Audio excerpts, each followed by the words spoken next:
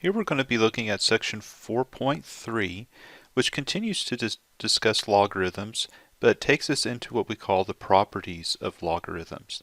And really this breaks down into three different rules which apply to logarithms: the product rule, the quotient rule, and the power rule.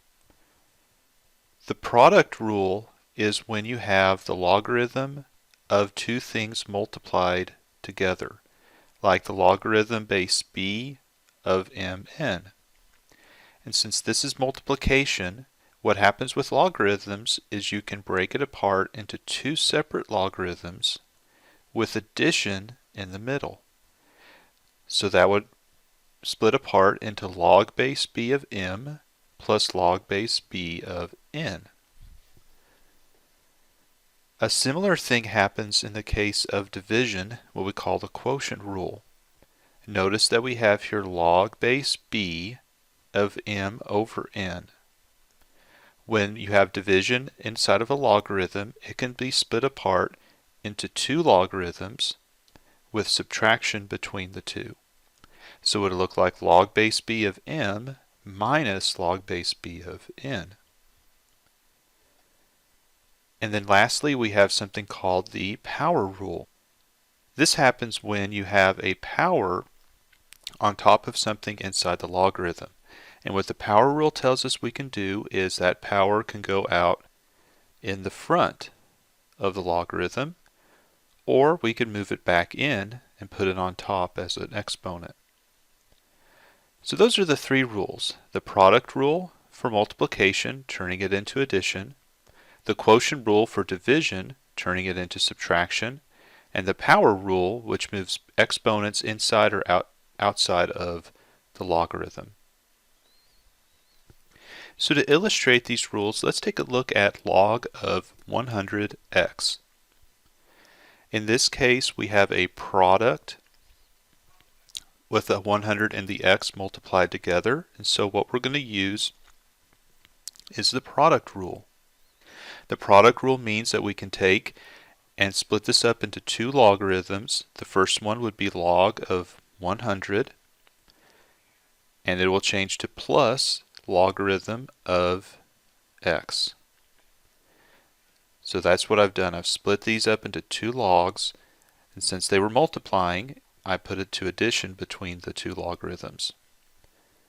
So that's what the product rule would let us do here with this one. Take one and split it into two logarithms. Now there is something else we could do here, and then sometimes when you have numbers this happens. Since this just says log, that's what we called the common log, and it had an understood base 10. So technically that's log base 10 of 100. And if you go back to section 4.2, we figured out what things like log base 10 of 100 are. 10 to the second power is 100, so log base 10 of 100 would be 2. So I'm going to take that logarithm and just change it into 2 plus log of x. So that had nothing to do with the product rule. It just happens sometimes the numbers turn up so that we can know what the logarithm turns into. So since 10 squared is 100, that logarithm is equal to 2.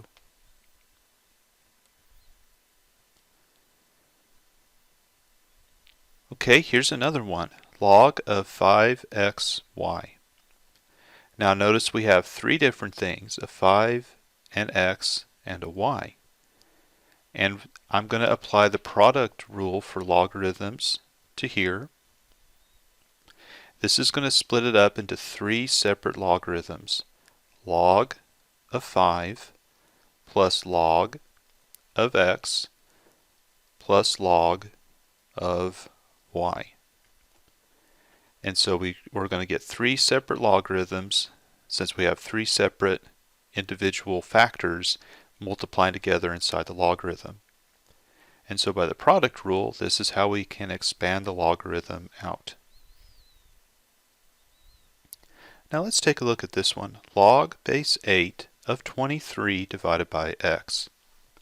Now since this one has division, we're going to be applying the quotient rule to it for logarithms. And so in the quotient rule, division is going to change into subtraction. So I take a logarithm for the stuff on top, log base 8 of 23, and I subtract a logarithm for what's in the denominator, log base 8 of x. So that's how we split apart the one logarithm into two logarithms via the quotient rule. Take a look at this logarithm here, log of 3x plus 5 divided by 10. If you'd like to practice what we just did, you may want to pause the video here and write out what you think this would turn into when you break it apart using the quotient rule. So this would turn into log of 3x plus 5, that's a logarithm for what's on top, subtracted by log of 10.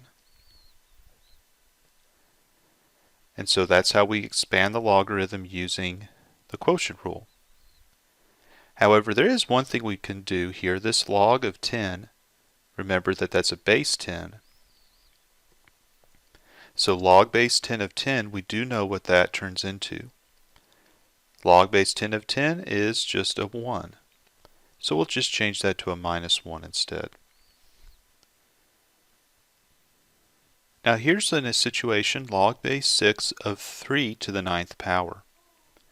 And what I'm going to illustrate here is the power rule for logarithms. What the power rule tells us is we can take this power of 9 and move it out to the front of the logarithm, changing this into 9 log base 6 of 3.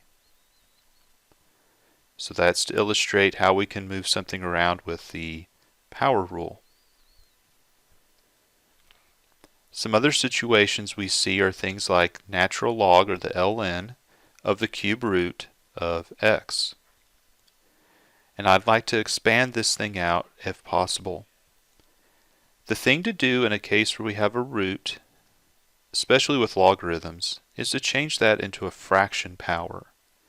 The cube root is the same as the 1/3 power. So if we take this situation and we use the power rule for logarithms, we'll take that 1/3, move it out to the front. So this would be the same as 1/3 natural log x.